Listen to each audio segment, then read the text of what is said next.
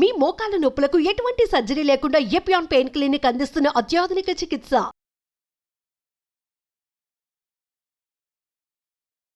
నమస్తే, welcome to Suman TV. Constipation ఈ సమస్య ఎక్కువగా పిల్లల్లో అలాగే మహిళల్లో ఎక్కువగా చూస్తూ ఉంటాము. సో ఈ రోజుల్లో మనం తీసుకున్నటువంటి ఆహారం, ఇండిసిప్లైన్ గా ఉన్నటువంటి ఈ ఆహార పదార్థాలు తీసుకోవటం వల్ల ప్రతి ఒక్కరిలో కూడా కాన్స్టిపేషన్ ప్రాబ్లం చూస్తూ ఉన్నాం. సో ఈ కాన్స్టిపేషన్ కి స్ట్రెస్ కి కూడా ఏమైనా సంబంధం ఉందా? ఎలా తగ్గించుకోవాలి ఈ కాన్స్టిపేషన్? ఈ విషయాలన్నీ కూడా తెలియజేసేందుకు మనతో పాటు ఉన్నారు senior surgical gastroenterologist doctor Lakshmikanth garu from Star hospital, Banjara Hills. Hello sir. నమస్తే సార్. కాన్స్టిపేషన్ ప్రాబ్లం చాలా వరకు ఎటువంటి డైట్ ఫాలో అవటం వల్ల ఇవి ఎక్కువగా వస్తాయి? ఎందుకంటే డైట్ మీద చాలా మందికి అవగాహన తక్కువ ఉంటుంది. ఇది తీసుకోవటం వల్లే కాన్స్టిపేషన్ వచ్చిందనే విషయం కూడా చాలా మందికి తెలియదు. సో ఫస్ట్ డైట్ నుంచే స్టార్ట్ చేద్దాం. సో ఎలాంటి ఆహార పదార్థాలు తీసుకోవటం వల్ల కూడా కాన్స్టిపేషన్ వస్తుంది? మనం ఏ ఫుడ్ తిన్నా కానీ బ్యాలెన్స్ అనేది ఉండాలి. బ్యాలెన్స్ ఉండాలి అంటే ఏజ్ గ్రూప్ బట్టి మన బౌల్ మొటిలిటీ కూడా తగ్గిపోతూ ఉంటుంది. చిన్నతనంలో, మిడిల్ ఏజ్లో, ఓల్డ్ ఏజ్లో. సో ఈ మొటిలిటీ తగ్గడం వల్ల కూడా కాన్స్టిపేషన్ వచ్చేస్తుంది. అందుకని ఏమి ప్రాబ్లం లేకుండా నాకు ఎందుకు వస్తుందని భయపడుతూ ఉంటారు. కొన్నిసార్లు హార్మోనల్ ఫంక్షన్, హార్మోన్స్ అంటే ఇప్పుడు థైరాయిడ్ సరిగ్గా లేకపోయినా కాన్స్టిపేషన్ వస్తూ ఉంటుంది. వాటర్ కాంటెంట్ సరిగ్గా తీసుకోకపోయినా, ఫైబర్ కాంటెంట్ సరిగ్గా తీసుకోకపోయినా, ఇవన్నీ కూడా ఇప్పుడు కొంతమంది ఏంటంటే ఎక్కువ ఆల్కహాల్ తీసుకుంటూ ఉంటారు. ప్యాన్క్రియాస్ అంత ఎఫెక్ట్ అయి ఉంటుంది, లివర్ ఎఫెక్ట్ అయి ఉంటుంది. ఎంజైమ్ సరైన సమయంలో మన బౌల్లో ఎక్స్ట్రీట్ కాకపోయినా కానీ దే గెట్ కాన్స్టిపేట్. ఎందుకంటే మన బాడీ డైజెస్ట్ అవ్వాలి, మనం తిన్న ఫుడ్ సరిగ్గా డైజెస్ట్ అవ్వాలి అని ఎంజైమ్స్ కలిసి దాన్ని సరిగ్గా డైజెస్ట్ చేసినప్పుడు they go of very nicely.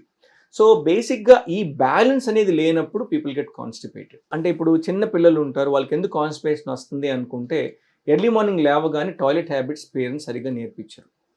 పొద్దున్న లేవగానే స్కూల్ బస్ వస్తుందా, స్కూల్ టైం అవుతుందా పరిగెత్తి ఇచ్చేస్తారు. కానీ ఒక రోజంతా మోషన్ లోపల ఉండేటప్పటికి మర్నాడు అది హార్డ్ అయిపోతుంది, ఇబ్బంది పడతారని చూసుకోలేకపోతారు. అందుకని టాయిలెట్ ట్రైనింగ్ అనేది చాలా చాలా ఇంపార్టెంట్ చిన్నపిల్లలు.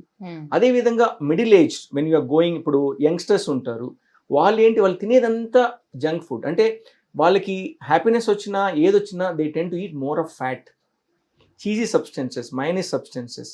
అవన్నీ ఏంటి, షుగరీ సబ్స్టెన్స్ ఉన్నప్పుడు ఒకటి అన్హెల్తీ ఫ్లోరా డెవలప్ అవుతుంది. అదేవిధంగా ఆ పార్ట్ విల్ నాట్ హెల్ప్. ఇప్పుడు మీరు తీసుకున్న ఇది ఏదైనా కానీ బన్తో రిలేట్ అయినవి, చీజ్తో రిలేట్ అయినవి, ఫైబర్ లేకపోయేటప్పటికి విత్ నాన్ వెజ్ యాడ్ చేసినప్పుడు అక్కడ మూమెంట్ ఎక్కడ వస్తుంది, బౌల్ మూమెంట్ ఏం రాదు. They come with fissure, fistula, అన్నిటితో యంగ్ జనరేషన్ పిల్లలు. అండ్ ఇంకోటి ఏంటంటే, సార్ నాకు తగ్గదా, ఇప్పుడు జీవితాంతం పడాలంటారు. బట్ దే డోంట్ అండర్స్టాండ్ మన ప్రాబ్లం ఏనల్ కెనల్ ఏదొచ్చినా దట్ ఈస్ మనం ఏం డైట్ తీసుకున్నాం అనేసి. అదేవిధంగా ఉమెన్ ఉంటారు, వాళ్ళకి ఏంటంటే పెరిడ్స్ అయినప్పుడు ఆటోమేటిక్ కొంచెం స్లో అయిపోతూ ఉంటాయి. ఆ టైంలో వాళ్ళు సఫర్ అవుతూ ఉంటారు. అదేవిధంగా ఎప్పుడైతే కొంచెం మెనోపాజల్ సిచ్యువేషన్, హార్మోన్స్ ఇంబ్యాలెన్స్ వస్తాయో ఆ టైంలో కాన్స్టిపేషన్ వస్తూ ఉంటాయి. ప్రెగ్నెన్సీ అప్పుడు వెరీ కామన్గా దే గెట్ కాన్స్టిపేట్. ఎందుకంటే ఎప్పుడైతే యూట్రస్ పెరిగిపోతుందో అది ఆటోమేటిక్గా మన రెక్టమ్ మీద ప్రెషర్ పడి మోషన్ సరిగ్గా రాదు. అలాంటప్పుడు ప్రెగ్నెంట్గా ఉన్న ఫీమేల్ చాలామంది పైల్స్ అని, ఫిషర్ అని చాలా ఇబ్బంది పడుతూ ఉంటారు. అసలుకి ప్రెగ్నెన్సీ కన్నా అది చాలా పెయిన్ఫుల్గా అనిపిస్తాయి. అందుకని ఒక్కొక్క ఏజ్ గ్రూప్లో, అదే మీరు మిడిల్ ఏజ్ అండ్ మెన్ చూసుకుంటే చాలా మెడిసిన్స్ వాడటం వల్ల, మెడిసిన్స్ వల్ల న్యూరలాజికల్ మెడిసిన్స్, మన కార్డియక్ మెడికేషన్స్ అన్నీ కూడా ఎంతో కొంత మన బౌల్ మూమెంట్ డిస్టర్బ్ చేస్తాయి.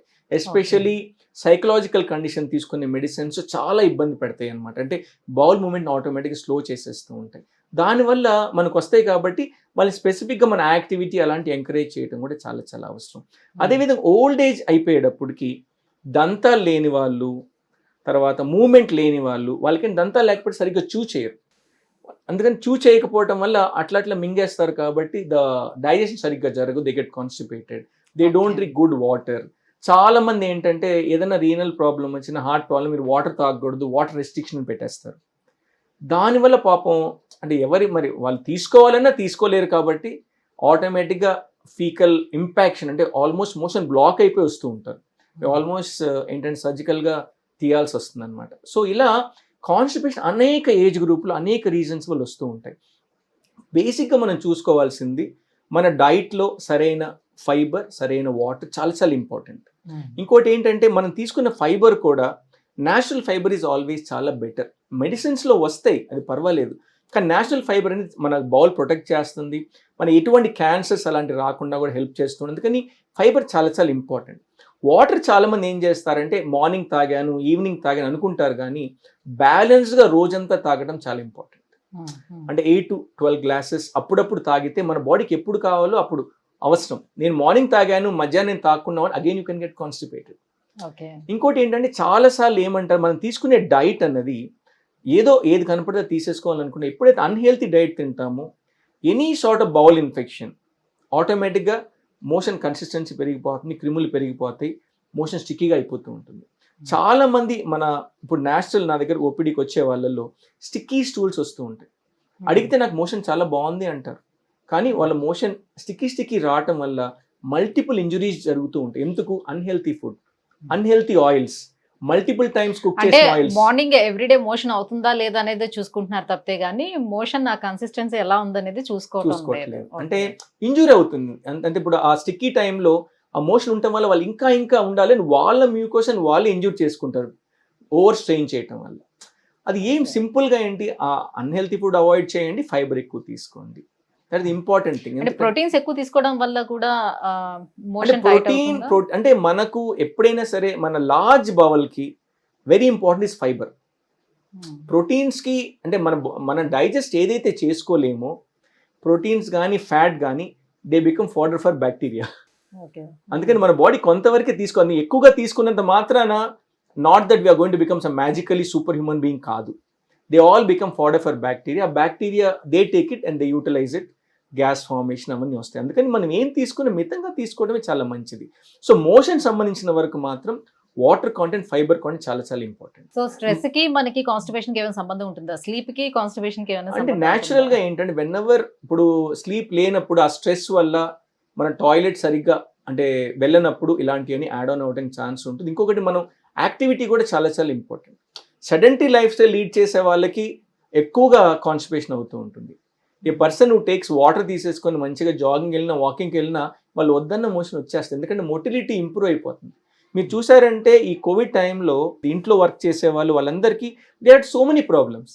ఎందుకంటే ఎక్కడ బయట కదలరు, తింటారు, కూర్చుంటారు. ఫుడ్ తిని కూర్చోగానే ఏమవుతుంది, సెడెంటరీ లైఫ్ స్టైల్ వల్ల బౌల్ మూమెంట్ తగ్గిపోవటం వల్ల ఐ వాజ్ సర్ప్రైజ్. బేసిక్గా అందరికీ కాన్స్టిపేషన్ వల్ల రిఫ్లెక్స్తో వచ్చేవారు.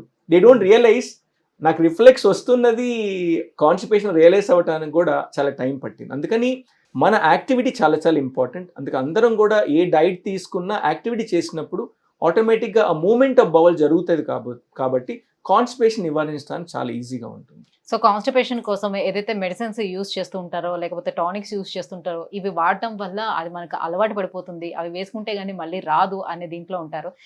ఇది కేవలం అపోహేనా? మీరు చెప్పింది కరెక్టే. ఎందుకంటే బాడీ అలవాటు పడిపోయి విల్ రిక్వైర్ ఇంకా హైయర్ మెడిసిన్స్ అవసరం పడుతుంది. అందుకని చిన్నతనంలో బేసిక్గా డైట్ వాడుతూ మేనేజ్ చేయడానికి ట్రై చేయాలి.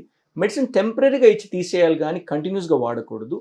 ఓల్డ్ ఏజ్లో పర్వాలేదు, ఎందుకంటే ఓల్డ్ ఏజ్లో చాలా మల్టిపుల్ ప్రాబ్లమ్స్ ఉంటాయి కాబట్టి మనం చెప్పిన వాళ్ళు చేయలేరు, డైట్ తీసుకోలేరు, నవలలేరు, అదేవిధంగా మల్టిపుల్ మెడిసిన్ తీసుకుంటూ ఉంటారు. అందుకని మనం చెప్పినంత ఫాలో అవటం చాలా కష్టం. అందుకని పెద్ద వయసులో we should not restrict them. Artificial fibres, కొన్ని మొటిలిటీ ట్యాబ్లెట్స్ ఉన్నాయి, అంటే పేగుల మొటిలిటీ పెంచడానికి మెడిసిన్స్ అవన్నీ ఇస్తూ ఉంటాం. వాళ్ళకి మనకు తప్పదు.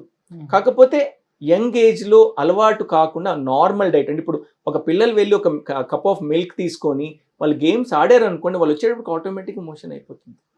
అలాంటి నేర్పించాలి కానీ మనం మందులు వాడాలి అని అసలు ఎంకరేజ్ చేయకూడదు. పేరెంట్స్ని ఫస్ట్ మనం గైడ్ చేయాలి. మన డైనింగ్ టేబుల్ మీద ఎప్పుడు ఏదో ఒక ఫ్రూట్స్ ఉండాలి. ఆ ఫ్రూట్స్ ఫైబర్ అనేది ఎక్కువ మనం ఇస్తే ఆటోమేటిక్గా సొల్యూషన్ వస్తుంది. Constipation solution is what we eat, not medicines అని వాళ్ళు క్లియర్గా చెప్తే తప్పకుండా పిల్లలు బెనిఫిట్ అవుతారు. పిల్లలు, adults, everybody. So stool pass చేసేటప్పుడు బ్లడ్ పడుతుందంటే లోపల డ్యామేజ్ జరుగుతుందని భావించాలా? తప్పకుండా. Blood is something you have to be very, అంటే అతిగా జాగ్రత్త తీసుకోవాలి ఎందుకు అయింది అనేసి. చాలామంది నేను బ్లడ్ చూడగానే కలుదిరి పడిపోయిన వాళ్ళు కూడా చాలామందిని చూసాం. పెద్దతనంలో అది పంపులాగా కొట్టేస్తూ ఉంటుంది, ఎందుకంటే చిన్న బ్లడ్ హెమరాయిడ్సే ఉంటాయి, కానీ ప్రెషర్ తట్టుకోలేక హార్డ్ మోషన్ వల్ల కోసుకొని జస్ట్ స్ప్లాష్ ఆఫ్ బ్లడ్ వచ్చేస్తూ ఉంటుంది. అందుకని అది సింపుల్ ఫిషర్ వల్ల బ్లీడ్ అవ్వచ్చు, సింపుల్ పైల్స్లో బ్లీడ్ అవ్వచ్చు, అంటే రకరకాల రీజన్స్ వల్ల. అంటే మనం ఏంటంటే కానీ ఎప్పుడు బ్లీడింగ్ అయినా చిన్న ఏజ్లో మనం పట్టించుకోం ఫిషర్ ఉంటే ఏమవుతుందని. పెద్ద ఏజ్లో మనము సిగ్మాయిడోస్కోపీ, కొలనోస్కోపీ చెక్ చేసి బ్లీడింగ్ అనేది ఇక్కడి నుంచే వస్తుంది, పైన అంతా బాగానే ఉందని ఎవాల్యుయేట్ చేసిన తర్వాత దానికి ట్రీట్మెంట్ ఇస్తాం. ఎందుకంటే పైన ఏదైనా క్యాన్సర్ ఉండి చిన్న పైల్స్ వల్ల బ్లీడ్ అయిందని అనుకొని మనం వదిలేస్తే పెద్ద మ్యాలిగ్నెన్సీ పైన డెవలప్ అవుతూ ఉంటుంది. అందుకని కాన్స్టిపేషన్ అనేది ఎట్లన్నా ప్రజెంట్ చేయొచ్చు. మనం కాన్స్టిపేషన్ అనేది ఒక ఇంపార్టెంట్ సిమ్టమ్గా తీసుకొని చిన్న ఏజ్ గ్రూప్లో అలాంటివి ఉండవు కాబట్టి డైట్ మోడిఫికేషన్ అవన్నీ చేస్తాం. కాన్స్టిపేషన్తో బ్లడ్ పడినప్పుడు తప్పకుండా ఎవాల్యుయేట్ చేస్తాం. Simple proctoscopy, per rectal examination. ఇప్పుడు చాలా మంది చేయబెడితే మనకు క్యాన్సర్ అని తెలిసిపోతూ ఉంటుంది. చాలా మంది పిఆర్ అదేదో రెక్టల్ ఎగ్జామ్ చేసి అదే తప్పు ఘోరంగా చూసుకుని అలా చూడకూడదు. ఎప్పుడైనా సరే మనం పరీక్ష చేసినప్పుడు మీరు సర్జన్ దగ్గరికి వస్తే మనం చెక్ చేసినప్పుడు ఏమైనా ప్రాబ్లం ఉంటే అది బయటపడటానికి ఛాన్స్ ఉంటుంది. అలాంటిది మనకు చేతికి అందనప్పుడు ఇంకా పైన ఏమన్నా ఉందా సిగ్మాయిడోస్కోప్, ఇంకా ఫుల్ కోలన్ ఎవాల్యుయేట్ చేయాలా కొలనోస్కోప్. ఇవన్నీ కూడా చాలా సింపుల్ టెస్ట్గా చేసుకుని, ఎందుకంటే మన లైఫ్ స్టైల్ మారుతుంది, అలవాట్లు మారుతున్నాయి. క్యాన్సర్స్ తొందర కనుక్కుంటే మనం క్యూర్ చేయడానికి ఛాన్స్ ఉంటుంది. అందుకని ఏదైనా కానీ స్క్రీనింగ్ అనేది చాలా ఇంపార్టెంట్. మనకి సిమ్టమ్స్ ఉన్నప్పుడు నార్మల్ అలవాట్లు పద్ధతులు తగ్గనప్పుడు you have to go to next level like sigmoidoscope చేయించుకోవడానికి వెనకాడకూడదు.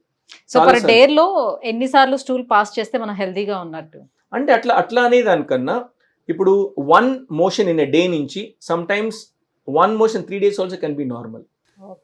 కాకపోతే పేషెంట్ డిస్కంఫర్ట్ ఉండకూడదు, వామిటింగ్స్ రాకూడదు, ఈజీగా మోషన్ వెళ్ళిపోవాలి, స్టమక్ టైట్నెస్ ఉండకూడదు. అంతేకాని ఇప్పుడు ఫ్రీక్వెన్సీ అనేది చాలా మంది ఒకరోజు మోషన్ రాకపోతే చాలా టెన్షన్ పడి పరిగెత్తే వచ్చే వాళ్ళు ఉంటారు. అలా మనం చూడకూడదు. సమ్ పీపుల్ మీరు ఎట్లా అడాప్ట్ అయ్యారో చిన్నతనం నుంచి అని చూసుకోవాలి. తప్పకుండా ఎవ్రీడే మోషన్ వెళ్ళటం అనేది చాలా చాలా మంచిది. కాకపోతే అవ్వనప్పుడు ఎందుకు అవ్వట్లేదు ఒక అనలైజ్ చేసుకోవాలి. అంటే మన డైట్ సరిగ్గా తీసుకోవట్లేదా, మన హ్యాబిట్ సరిగ్గా లేదా. ఇప్పుడు చాలా మంది నైట్ టైం అంతా వర్క్ చేసేస్తూ ఉంటారు. నైట్ టైం అంతా వర్క్ చేసి పొద్దున టైం నిద్రపోయి వాళ్ళకి ఎప్పుడు వెళ్ళాలో లేదో వాళ్ళకి కూడా తెలియదు. అలాంటి వాళ్ళకి అన్నీ కూడా మీరు చెప్పారు కదా స్లీప్ డిస్టర్బెన్స్ అంటే తప్పకుండా డిస్టర్బ్ అయిపోతుంది. వాళ్ళు మోషన్ మర్చిపోతారు, కాన్స్టిపేషన్ అవుతూ ఉంటుంది. ఎందుకు అవుతుంది, ఇండైజెషన్ ఎక్కువ వచ్చేస్తూ ఉంటుంది. అందుకని లైఫ్ స్టైల్ అన్నది, నిద్ర అనేది చాలా చాలా ఇంపార్టెంట్. అందుకని డైట్ ఎంత ఇంపార్టెంటో, వాటర్ కంటే ఎంత ఇంపార్టెంట్, ఎక్సర్సైజ్ ఎంత ఇంపార్టెంట్, స్లీప్ కూడా అంతే important. Thank you sir, thank you so Thank much. you. Constipation problem రావడానికి కారణాలు అంటే మన డైట్ లో ఎలాంటి చేంజెస్ చేసుకోవాలి, లైఫ్ స్టైల్ ఎలాంటి చేంజెస్ చేసుకోవాలి, విషయాలన్నీ కూడా ఎంత వివరంగా తెలియజేసినందుకు thank you so thank much. You.